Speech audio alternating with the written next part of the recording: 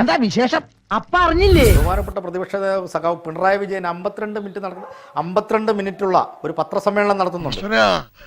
പിന്നെ ഇയാളാ E D Satheesan ഈ വിഷയം മാത്രമല്ല പല വിഷയങ്ങളിൽ പറഞ്ഞിട്ടുള്ള പല കാര്യങ്ങൾക്കും വളരെ കൃത്യവും വസ്തുനിഷ്ഠവുമായിട്ടുള്ള മറുപടിയാണ് സഖാവ് പിണറായി വിജയൻ ബഹുമാനപ്പെട്ട പ്രതിപക്ഷ നേതാവ് അവിടെ ആ പത്രസമ്മേളനത്തിൽ. താനീ പറയുന്ന കേട്ടാത്തൊന്നും ഞാനിതൊന്നും കാണുകയും കേൾക്കുകയും ഇത് ചെയ്തു. എത്ര മാധ്യമങ്ങൾ ഈ 52 മിനിറ്റ് നീണ്ടുനിന്ന ഈ പത്രസമ്മേളനം എത്ര മാധ്യമങ്ങൾ, നിങ്ങൾ ഉൾപ്പെടെയുള്ള എത്ര മാധ്യമങ്ങൾ പൊതുജനങ്ങളിലേക്ക് എത്തിച്ചു എന്നുള്ളൊരു പ്രധാനപ്പെട്ട ക്വസ്റ്റ്യൻ ഉണ്ട് അവിടെ. അതൊരു പ്രധാനപ്പെട്ട ക്വസ്റ്റ്യൻ ആണോ ശ്രീ രാജേഷ്? തീർച്ചയായിട്ടും പ്രധാനപ്പെട്ട പ്രശ്നമാണ്. പ്രതിപക്ഷ നേതാവ്, കേരളത്തിന്റെ പ്രതിപക്ഷ നേതാവാണ് സംസാരിക്കുന്നത്. വി ഡി സതീശൻ പറഞ്ഞ പല കാര്യങ്ങളെയും എണ്ണമിട്ട് വളരെ വസ്തുനിഷ്ഠമായിട്ട് അതിന് മറുപടി പറയുകയാണ്. ഇത് കേരളം അറിയണ്ടേ? എന്താണ് പിണറായി വിജയന്റെ അല്ലെങ്കിൽ പ്രതിപക്ഷത്തിന്റെ സ്വരം കേൾപ്പിക്കില്ലേ? എന്താണ് ഡൽഹി മോഡലിലാണോ ഇവിടെയും മാധ്യമങ്ങൾ നോക്കി? ഇതിലൊരു വസ്തുത മനസ്സിലാക്കണം. ആ സമയത്ത് ഇവിടെ നമ്മൾ ഫുട്ബോൾ മത്സരം ലൈവ് ടെലികാസ്റ്റ് കൊടുത്തോണ്ടിരിക്കുകയല്ല. ഇൻസൾട്ട് ചെയ്താ നമുക്ക് വളരെ വിഷമം. ആ സമയത്ത് എന്താണ് നടന്നത്? ഇന്നലെ കൃത്യമായി ഞാൻ അതിന്റെ ടൈം ലൈൻ എടുത്തു വെച്ചിട്ടുണ്ട്. കൃത്യമായി 11:26 പിണറായി വിജയൻ അദ്ദേഹം മീഡിയ കാണാൻ നിൽക്കുന്നത്. 11 മണിക്കാണ് കോഴിക്കോട് റെയിൽവേ സ്റ്റേഷനിലെ പ്രധാനപ്പെട്ട റെയിൽവേ സ്റ്റേഷന്റെ ഒരു ക്ലോക്ക് ടവർ തകർന്നു വീഴുന്നു. മറന്നിട്ടൊന്നുമില്ല. അയ്യോ എന്ന് ഞാൻ ഓർക്കണില്ല, നീ ഓർക്കുകയല്ല. ആ വിവരം 11:28 ഞങ്ങളുടെ റിപ്പോർട്ടർ അപ്ഡേറ്റ് ചെയ്തിട്ടുണ്ട്. എന്നിട്ടും നിങ്ങൾ പറയുന്ന പ്രകാരം ഏറ്റവും കൂടുതൽ കാണിച്ച ചാനലുകൾ എന്റെ പേര് മനോരമ ന്യൂസ് എന്നാണ്. 8 മിനിറ്റ് എന്നാണ്. ഞാൻ വിചാരിക്കുന്നത് സത്യം പറഞ്ഞ ആ സമയത്ത് 8 മിനിറ്റ് പോലും പിണറായി വിജയന്റെ വാർത്താ സമ്മേളനം അല്ല കൊടുക്കേണ്ടതെന്നാണ്. രാഘവൻ പറഞ്ഞത് വാസ്തവം. എനിക്ക് തോന്നുന്നത് ഒരുപക്ഷെ അവിടുന്ന് പെട്ടെന്ന് വിവരങ്ങൾ വരുന്നുള്ള താമസം കൊണ്ടാണ്. അല്ലല്ല, ഒരു മിനിറ്റ്. നാട്ടിൽ നടക്കുന്ന ഏറ്റവും അടിയന്തര പ്രാധാന്യമുള്ള വിഷയങ്ങളാണ് സാർ ലൈവായി ടെലികാസ്റ്റ് ചെയ്യുക. പിണറായി വിജയൻ ഇക്കാര്യം പറഞ്ഞു. അത് ഇന്നലെ നമ്മൾ വാർത്തയാക്കിയിട്ടുണ്ട്. ഇന്നും ചർച്ച ചെയ്യാണ്. ഇന്നലത്തെ എല്ലാ വാർത്തകളും, ബ്രേക്കിംഗ് ന്യൂസ്, നമ്മുടെ വാർത്തകളിലൊക്കെ പിണറായി വിജയൻ ഈ ചോദിക്കുന്ന ചോദ്യങ്ങളൊക്കെ വാർത്തയായി. ഈ 52 മിനിറ്റ് വാർത്താ സമ്മേളനം കൊടുത്തില്ല എന്ന് പറയുന്നത് തീർത്തും അയുക്തിയാണ്. എന്റെ കാര്യം ഞാൻ ഏറ്റു. ഒരു കാരണവശാലും അത് ഉന്നയിക്കാൻ പാടില്ലാത്തതാണെന്ന് ഞാൻ ഉറച്ചു വിശ്വസിക്കുന്നു. കാരണം ആ ദിവസം ഒരു വർക്കിംഗ് ഡേയിൽ ഒരു റെയിൽവേ സ്റ്റേഷനിൽ താളം തെറ്റി പറയും എത്ര കണക്കിന് ആളുകളാണ്, 100 കണക്കിന് ആളുകളാണ് ഇന്നലെ വഴിയിലായി പോയത്.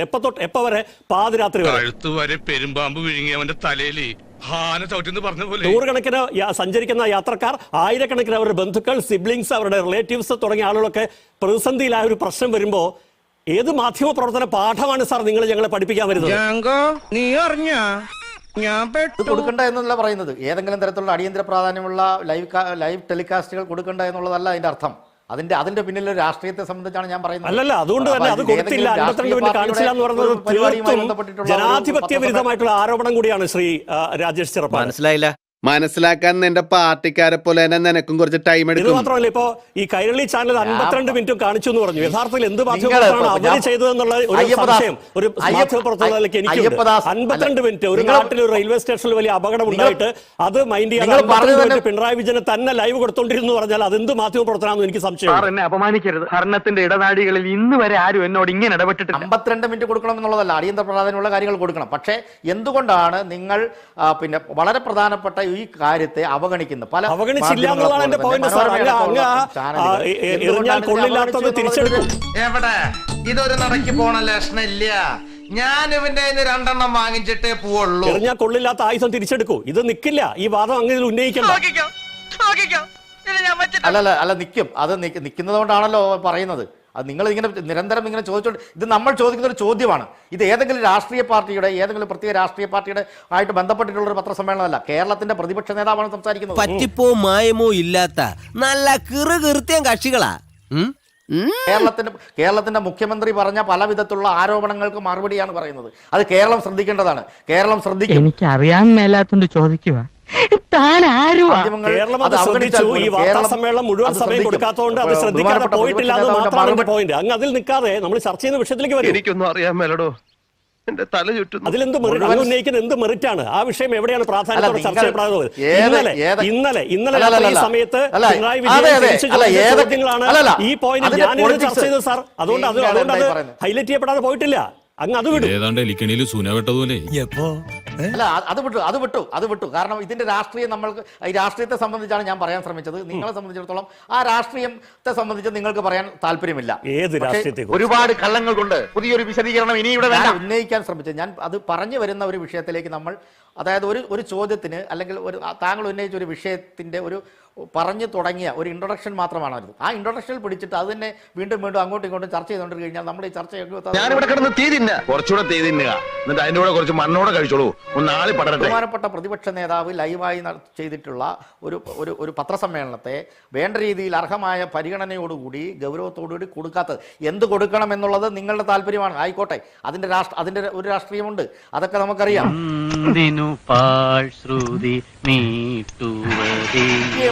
ആഭ്യന്തരമായ എന്തോ വലിയ കലഹങ്ങളുണ്ട്, വലിയ അഭിപ്രായ വ്യത്യാസങ്ങളുണ്ട് എന്നുള്ള തരത്തിലേക്ക് ഈ വിഷയത്തെ ഉണ്ടോന്ന് ചോദിക്കുകയാണ്. കപ്പൽ ഉലയുന്നോ എന്നാണ് ചോദ്യം. ഇതിനുള്ള മറുപടി പറയാൻ എനിക്ക് അറിയാഞ്ഞിട്ടല്ല, പക്ഷേ അല്ലല്ല അതാണ് അത് ആലങ്കാരികമായ ഭാഷകൾ കൊണ്ടൊന്നും ഇതിൽ ഈ ഇത്തരത്തിലുള്ള വിഷയത്തെ നിർമ്മിച്ചെടുക്കാൻ മനുഷ്യനെ നാണം കെടുത്താനായിട്ട് ഓരോ കോമാളി വേഷോട്ടോണ്ട് ഇറങ്ങിയിരിക്കുക.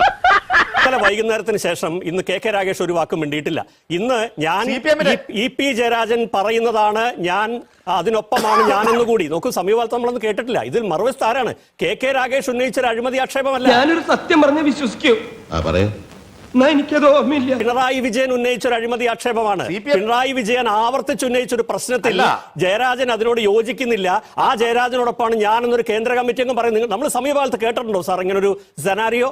എന്താ അതിനർത്ഥം? അത് പറയൂ. ഒരു കാര്യം ഞാൻ പറയട്ടെ, പറയൂ. നമ്മുടെ പാർട്ടിക്ക് അയ്യപ്പദാസെ ഒറ്റ മറുപടിയുള്ള അയ്യപ്പദാസേന് വിഴിഞ്ഞം പോർട്ടുമായി ബന്ധപ്പെട്ടിട്ടുള്ള വിഷയത്തിൽ തിരുവനന്തപുരം CPIM-ന്റെ തിരുവനന്തപുരം ജില്ലാ കമ്മിറ്റിയുടെ നേതൃത്വത്തിൽ വലിയൊരു സമരം നടന്നു. അത് ഉദ്ഘാടനം ചെയ്തത് സഖാവ് MB ഗോവിന്ദൻ CPIM-ന്റെ സംസ്ഥാന സെക്രട്ടറിയാണ്, അല്ലേ? അപ്പൊ അത്രയേ ഉള്ളൂ മറുപടി അതിന്റെ അത്. അത് ഞാൻ എന്റെ ചോദ്യം എനിക്ക് മനസ്സിലായി. അഭിപ്രായം ചോദിച്ചാൽ തനിക്ക് തോന്നുന്ന അഭിപ്രായമാണ് പറയുന്നത്, പിന്നെ തനിക്ക് തോന്നിയ അഭിപ്രായം ഞാൻ പറയണം. അതിന്റെ ആധികാരികമായി മറുപടി മറുപടി അല്ല ഞാൻ CPIM-ന്റെ വക്താവല്ല. കുറ്റസമ്മതം നടത്തി അല്ലേ? ഇതൊരു വിവാദമാക്കേണ്ട ആവശ്യമില്ല. ഇത് എനിക്ക് അഴിമതി ആക്ഷേപം ഉന്നയിച്ചവർ വിശദമാക്കട്ടെ, എനിക്ക് അങ്ങനെ ഒരു ആക്ഷേപമില്ല എന്നതിനൊപ്പം EP ജയരാജൻ ഇങ്ങനെ കൂടെ പറഞ്ഞു. അദാനി തന്നെ പിന്നീട് കാര്യങ്ങൾ പറഞ്ഞല്ലോ. ഇതിൻ്റെ അകത്ത് നിയമസഭയ്ക്ക് അകത്തും പുറത്തും ഈ വിഷയത്തെ സംബന്ധിച്ച് വലിയ തരത്തിലുള്ള സംശയാസ്പദമായ പല കാര്യങ്ങളും പ്രതിപക്ഷ നേതാവും മറ്റ് MLA-മാരും ഇടതുപക്ഷത്തിന്റെ MLA-മാരടക്കം ഉന്നയിക്കുകയും എന്തോന്നാണോ ഇത് എവിടെ നിന്ന് കിട്ടിയോടോ ഈ ഉണ്ടാക്കണേ? അല്ല, ഒന്ന് വ്യാഖ്യാനിച്ചു തന്നാൽ മതി. EP ജയരാജൻ ഈ അഴിമതി ആക്ഷേപം ഇല്ലാത്തതിന്റെ കാരണം എന്താകും? ആ ജയരാജൻ PK ശൈലജ നിൽക്കുന്നതിന്റെ കാരണം എന്താകും? ദിവ്യ SI മാറ്റിയത് കേരള സ്വാഭാവിക നടപടിയാണെന്ന് KK ശൈലജ പറഞ്ഞതിന്റെ കാരണം എന്താകും? ഏതായാലും കള്ളി വെളിച്ചത്തായി. ഇനി എന്തിനാ സുഖി ഒളിച്ചു കളി? ഉള്ള കാര്യം തുറന്നു പറഞ്ഞാട്ടെ. സ്വാഭാവികമായ നടപടി എന്നുള്ളത് അതിന്റെ കൂടെ പറയുന്ന ഒരു കാര്യമാണ്. ശൈലജ ടീച്ചറും അങ്ങനെ പറഞ്ഞത്. അപ്പൊ അങ്ങനെ സ്വാഭാവികമായ നടപടി എന്നുള്ള നിലയിൽ അത് കൂടെ പറയുന്നതാണ്. പക്ഷെ ഇങ്ങനെ കൂടെ അല്ലാതെ പിന്നെന്താ? ഒരു കാര്യം കൂടെ ഞാൻ അങ്ങോട്ട് പറയാം. അങ്ങ് വായിച്ചിട്ടുണ്ടാവും, ദേശാഭിമാനി പത്രത്തിൽ അദ്ദേഹത്തിന്റെ ഒരു ആർട്ടിക്കിൾ എഴുതിയിട്ടുണ്ട്. ആ ആർട്ടിക്കിളിൽ അദ്ദേഹം കെ രാഗേഷ് ഈ FB പോസ്റ്റിൽ ഇട്ട അതേ കാര്യങ്ങൾ അദ്ദേഹം പറയുന്നുണ്ട്.